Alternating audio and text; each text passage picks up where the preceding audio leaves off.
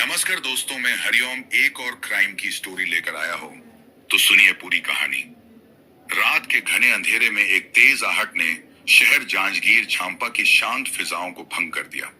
सर्दी का मौसम था और हवाएं बेहद तेज चल रही थीं।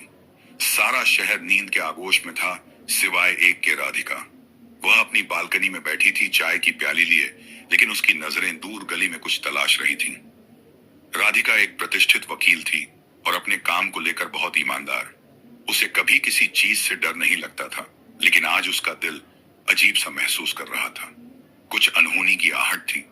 उसकी छठी इंद्री बार बार उसे चेतावनी दे रही थी, पर वह समझ नहीं पा रही थी कि आखिर ऐसा क्यों हो रहा है। अचानक उसके मोबाइल की घंटी बजी। सामने स्क्रीन पर अनजान नंबर चमक रहा था। उसने फोन उठाया और दूसरी तरफ से एक भारी आवाज आई, राधिका जी, आपको सावधान रहना चाहिए। आप जिस केस पर काम कर रही हैं, वो सिर्फ एक केस नहीं है, बल्कि एक जाल है। राधिका चौंक गई। कौन हो तुम? उसने कड़क आवाज में पूछा। ये जानना आपके लिए जरूरी नहीं, लेकिन जो मैंने कहा वो याद रखना। इस केस के पीछे बहुत बड़ा राज छिपा है। इतना कहकर फोन कट गया। राधिका ने फोन को ध्यान से देखा, मानो उसमें छिपे किसी रहस्य को पढ़ने की कोशिश कर रही हो।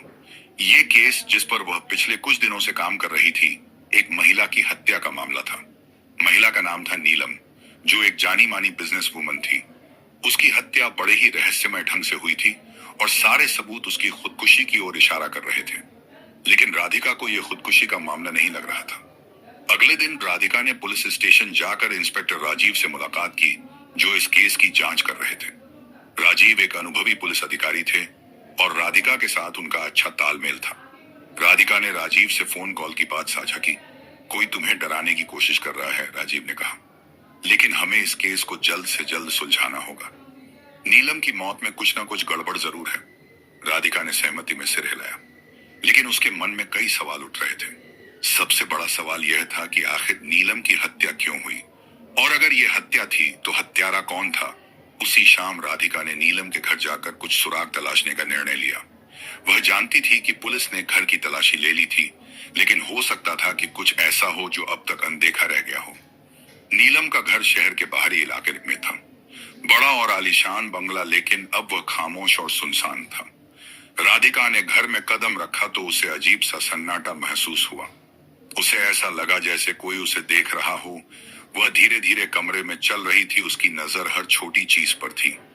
अचानक उसकी नजर एक पुरानी डायरी पर पड़ी, जो नीलम की मेज पर रखी थी। उसने वह डायरी उठाई और पन्ने पलटने लगी। पहले कुछ पन्नों में नीलम की रोजमर्रा की बातें लिखी हुई थीं, लेकिन फिर कुछ पन्ने ऐसे थे जिनमें नीलम ने किसी अज्ञात व्यक्ति का जिक्र किया था। वो मुझे देख रहा है, मैं उससे बच नहीं सकती, लेकिन मुझे लड़ना होगा। राधिका का दिल तेजी से धड़कने लगा। इस डायरी में छिपा रहस्य नीलम की मौत का कारण हो सकता था, लेकिन वो कौन था? राधिका डायरी लेकर घर लौटी और पूरी रात उसे पढ़ती रही। धीरे धीरे सारी बातें स्पष्ट हो रही थी। नीलम किसी के जाल में फंसी हुई थी। वह एक ऐसी साजिश का शिकार हुई थी जिसमें उसका कोई बहुत करीबी व्यक्ति शामिल था। डायरी के आखिरी पन्नों में नीलम ने एक नाम लिखा था, संध्या। यह नाम पढ़ते ही राधिका को झटका लगा। संध्या नीलम की सबसे करीबी दोस्त थी और राधिका को भी उससे कुछ दिन पहले मुलाकात करने का मौका मिला था। वह बहुत ही सौम्य और सभ्य महिला लगती थी, परंतु क्या यह हो सकता है कि संध्या ही नीलम की मौत की साजिश करता हो? अगले दिन राधिका सीधे संध्या के घर पहुंची। उसने उससे कई सवाल किए, लेकिन संध्या ने हर बार बचने की कोशिश की। राधिका को संध्या के जवाबों में गड़बड़ महसूस हो रही थी। उसकी बातों में कहीं ना कहीं सच छिपा हुआ था, लेकिन संध्या उसे बताने को तैयार नहीं थी। राधिका ने राजीव को इस बारे में बताया। उन्होंने तुरंत संध्या की जांच शुरू की। कुछ ही दिनों में यह स्पष्ट हो गया कि संध्या ही इस साजिश के पीछे थी। उसने नीलम को अपने बिजनेस के रास्ते से हटाने के लिए यह योजना बनाई थी।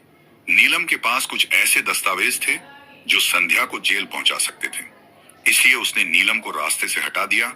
संध्या को गिरफ्तार कर लिया गया और नीलम के लिए न्याय मिल गया। लेकिन राधिका के मन में एक सवाल हमेशा के लिए रह गया। क्या इंसान की महत्वाकांक्षाएं इतनी बड़ी हो सकती हैं कि वह अपने सबसे करीबी दोस्त की भी जान ले ले? इस केस ने राधिका को जीवन की एक बड़ी सीख दी। हर मुस्कान के पीछे एक छिपा हुआ खौफनाक चेहरा हो सकता है, और हर सच्चाई हमेशा वह नहीं होती जो दिखती है। इसीलिए हमेशा ऐसे खौफनाक लोगों से सतर्क और सावधान रहे, जिसमें एक दोस्त ने दूसरे दोस्त को मार डाला। ऐसे ही वीडियोस देखने के लिए हमारे चैनल को लाइक सब्सक्राइब करें।